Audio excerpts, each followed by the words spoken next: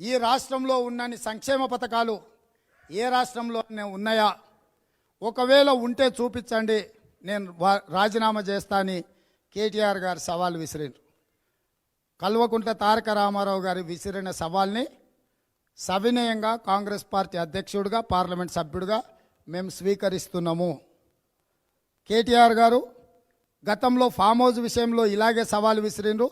చివరాఖరికి ఆధారాలు పెట్టిన తర్వాత మీరు పారిపోయి కోర్టుకు పోయి స్టే తెచ్చుకున్నారు. రెండవసారి డ్రగ్స్ మహమ్మారి మాఫియా గురించి మాట్లాడినప్పుడు మీరే సవాలు విసిరిండ్రు, కావాలంటే పరీక్షలకు సిద్ధమని. మేము సరే అని సవాళ్ళు స్వీకరించి ముందుకు వస్తే మళ్ళీ మీరు కోర్టుకు పోయి స్టే తెచ్చుకున్నారు. డ్రగ్స్కు సంబంధించిన చర్చనే జరగొద్దు, దీని మీద రేవంత్ రెడ్డి అసలే మాట్లాడొద్దని మీరు కోర్టుకు పోయి స్టే తెచ్చుకున్నారు. ఇప్పుడు మూడవసారి మీరు మళ్ళీ సవాలు విసిరిండ్రు. మాలాంటి ప్రభుత్వం సంక్షేమ పథకాలు ఎక్కడైనా ఉంటే చూపించండి, చర్చకు సిద్ధం. ఒకవేళ మాకంటే మంచి పథకాలు ఉంటే నేను రాజీనామా చేస్తా అని మీరు అన్నారు. ఈ సవాల్ని మేము స్వీకరిస్తున్నాం. నేను వారికి విజ్ఞప్తి చేస్తున్నా, మీకంటే తెలంగాణ రాష్ట్రంలో టీఆర్ఎస్ పార్టీ కేసీఆర్ నేతృత్వంలో అమలు చేస్తున్న పథకాల కంటే మంచి పథకాలు ఛత్తీస్గఢ్లో భూపేష్ బఘేల్ అని మా కాంగ్రెస్ ముఖ్యమంత్రి, ఆ రాష్ట్రానికి ఇన్ఛార్జిగా మా సీతక్క ఉన్నారు. అక్కడ మహిళా కాంగ్రెస్ తరఫున ఛత్తీస్గఢ్ ఇన్ఛార్జిగా సీతక్క ఉన్నారు. ఛత్తీస్గఢ్లో మా ప్రభుత్వం తెలంగాణ ప్రభుత్వానికంటే మంచి పథకాలు అమలు చేస్తుంది. ముఖ్యంగా రైతులకు సంబంధించి వరి కేంద్ర ప్రభుత్వం నిర్ణయించిన కనీస మద్దతు ధర 1960 రూపాయలు. కానీ ఛత్తీస్గఢ్లో మా ప్రభుత్వం, మా ముఖ్యమంత్రి గారు ఇంకొక 540 రూపాయలు దానికి తోడేసి ఛత్తీస్గఢ్లో వరి పండిస్తున్న రైతులకు 2500 రూపాయలు పర్ క్వింటాల్ ఇస్తున్నాడు. ఈ రాష్ట్రంలో వరి కొనుగోలు చేయలేని పరిస్థితుల్లో కల్లాలలో కుప్పల మీద గుండెలు పగిలి చచ్చిపోతున్న రైతులకు మీరు అండగా నిలబడలేదు. ఈ యాసంగిలో మీరు వరి కొనము, వరేసుకుంటే మీరు ఉరి అన్నారు.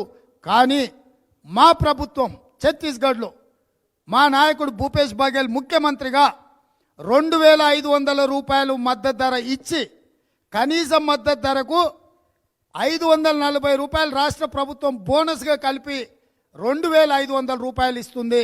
నేను నిన్న అక్కడికి తీసుకెళ్లి చూపిస్తా, మీరు రావాల్సిందిగా కేటీఆర్ గారికి సవాలు విసురుతున్నా.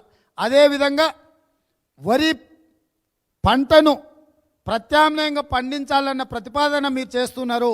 కానీ ప్రత్యామ్నాయ పంటలు మీరు కొనుగోలు చేస్తామని చెప్పట్లేదు, ఎవరికి అమ్ముకోవాలో కూడా చెప్తలేరు.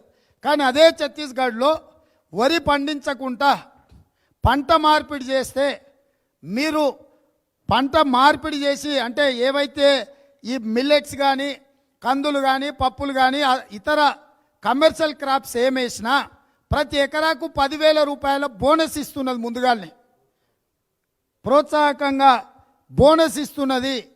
నగదు రూపంలో ప్రతి ఎకరాకి వరి పండించకుండా వరి పండించే రైతులు పంట మార్పిడి చేసి ఇతర పంటలు పండిస్తే ప్రతి ఎకరాకు 10,000 రూపాయలు ప్రోత్సాహక నగదు బహుమతి మా రాష్ట్ర ప్రభుత్వం ఇస్తున్నది.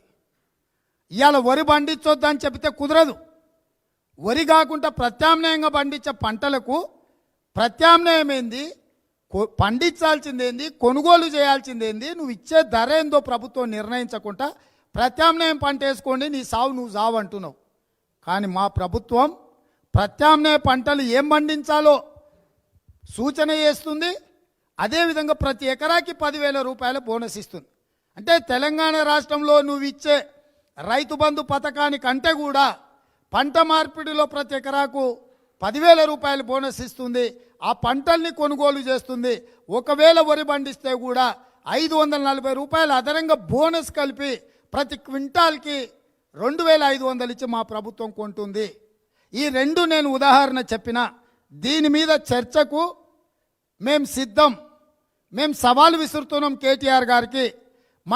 మీరు రండి, అన్ని ఏర్పాట్లు మేము చేస్తాం. రాష్ట్ర ప్రభుత్వం నుంచి అధికారిక లాంఛనాలతోనే ఆ రాష్ట్ర పర్యటనకు అన్ని ఏర్పాట్లు మేము చేస్తాము. ఛత్తీస్గఢ్ రాష్ట్రంలో కాంగ్రెస్ పార్టీ అమలు చేస్తున్న వరి కొనుగోలు విషయంలో బోనస్తో సహా 2500 రూపాయల ద్వారా ఎట్లా కొంటున్నామో మీకు చూపిస్తాం. అదేవిధంగా వరికి ప్రత్యామ్నాయంగా పండించే పంటలకు ప్రతి ఎకరాకు 10,000 రూపాయలు ఇన్పుట్ బోనస్ కింద మేమేమి ఇస్తున్నామో వాటిని తీసుకెళ్ళి చూపించే బాధ్యత మాది. నిజంగానే మీకు చిత్తశుద్ధి ఉంటే, మీ మాట మీద మీరు నిలబడితే మీరు రాండి, మీకు ఏ తేదీ వీలవుద్దో. ఎందుకంటే మీకు సినిమా రాజకార్యాలు చాలా ఉంటాయి.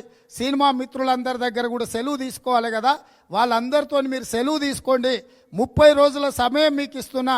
మీ సీనియర్ మిత్రులకు ఒక 2 రోజులు సెలవు పెట్టి రైతుల కోసం ఛత్తీస్గఢ్ రావాల్సిందిగా కేటీఆర్ గారికి సవాలు విసురుతున్నా. మేము ఈ సవాల్కు కట్టుబడి ఉన్నాం. సవాలు విసిరి పారిపోవడం కాదు. కేటీఆర్ గారు ఫామ్ హౌస్ విషయంలో కోర్టుకు పోయి స్టే తెచ్చుకున్నావు. డ్రగ్స్కు సంబంధించి ప్రస్తావనే చేయకూడదని కోర్టుకు స్టే తెచ్చుకున్నావు. మళ్ళీ ఇప్పుడు ఎవరి దగ్గరకు పోయి స్టే తెచ్చుకుంటావు నాకైతే తెలియదు. కానీ మీరు విసిరిన సవాల్కు మేము సిద్ధంగా ఉన్నాం. మీడియా మిత్రులారా, మిమ్మల్ని కూడా తీసుకెళ్తాం. ఎట్లయినా మీరు అందరు పోయి కేటీఆర్ను ఒప్పించాల్సిందిగా మా మీడియా మిత్రులను కూడా ఈ పర్యటనలో తోడుగా తీసుకెళ్తాం. మీకందరు కూడా ఆ రాష్ట్రంలో కాంగ్రెస్ పార్టీ అధికారంలో ఉన్న ఛత్తీస్గఢ్లో ఒక మంచి పరిపాలన అందించి రైతులను ఆదుకుంటున్నాం. అలాంటి పథకాలను తెలంగాణ రాష్ట్రంలో కూడా కాంగ్రెస్ వచ్చినాక ప్రవేశపెడుతుంది. హాయ్ ఫ్రెండ్స్, మా టుడే టుమారో యూట్యూబ్ ఛానల్ చూస్తున్నందుకు చాలా థ్యాంక్స్. మరిన్ని లేటెస్ట్ వీడియోస్ కోసం వెంటనే సబ్స్క్రైబ్ చేయండి. అలాగే ఈ బెల్ ని కూడా రింగ్ చేసేయండి. మా నోటిఫికేషన్స్ అన్ని మీ మొబైల్లో వస్తాయి. అలాగే మా వీడియోస్ మీకు నచ్చితే లైక్ చేయండి, షేర్ చేయండి, నచ్చకపోతే కామెంట్ చేయండి.